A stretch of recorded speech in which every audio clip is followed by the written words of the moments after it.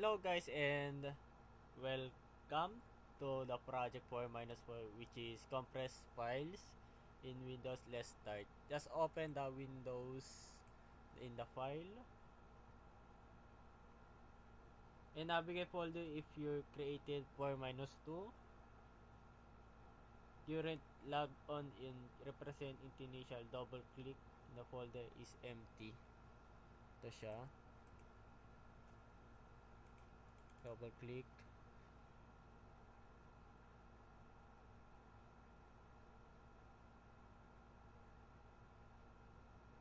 Tapos pag nalaman na ang laman niyan, siguro wala naman siguro eh.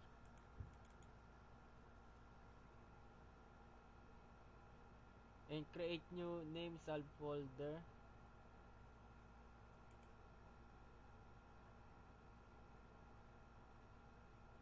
Create new siguro. Create new folder, tapos lagyan natin subfolder. Subfolder.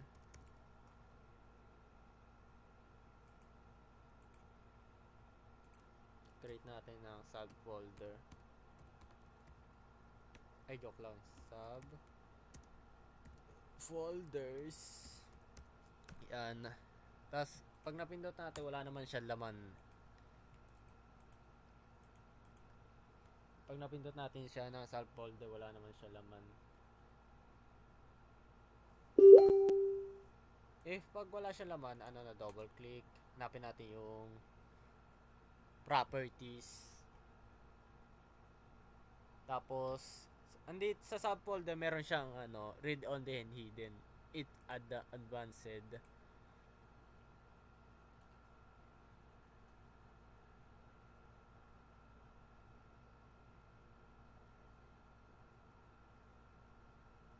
Tapos pindutin natin advanced, tapos pindutin natin ng allowed files in folder have contents.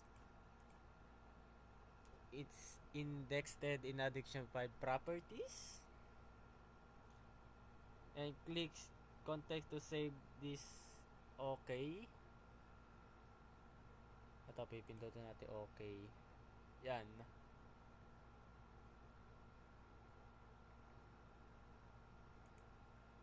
Tapos pipindutin pa natin ng yan, ito nalimutan pala natin. Okay na natin.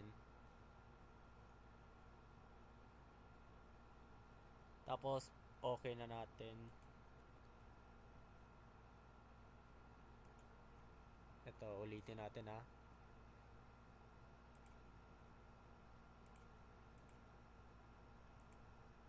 Apply na natin siya.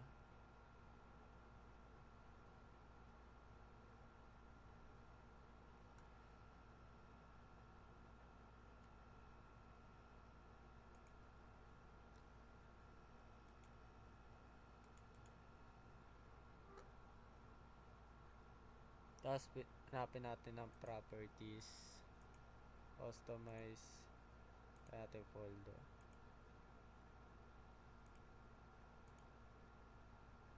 Ito siya.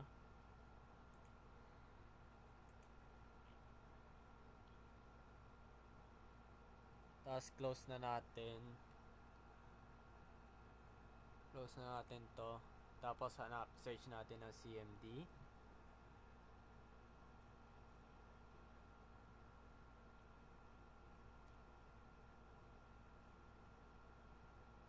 Search natin ng CMD. Ito. Tayo na natin siya. Ito.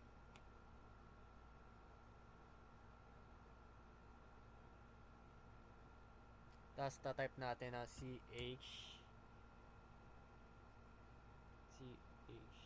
KDSK. Tapos ito siya live. Access denied is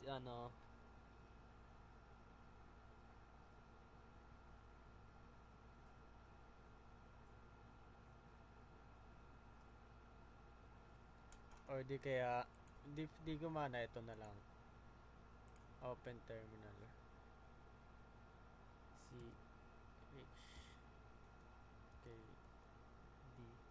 CHKD. SK, tapos access denied. Di siya ma-access siya because of wala siyang folder, wala siyang kalaman-laman.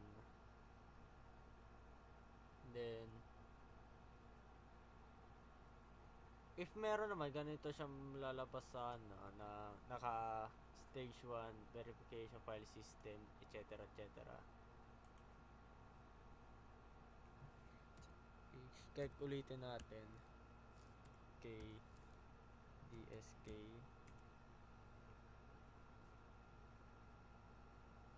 Ayan dyan siya, access din ay nakalock siya. Then close natin ng Windows pati computer. Check ulitin natin. HK DSK. Access denied lang at tama, access denied lang. Close natin. Then close yung file dun. And naka-close na. And thank you and happy good day. Good night.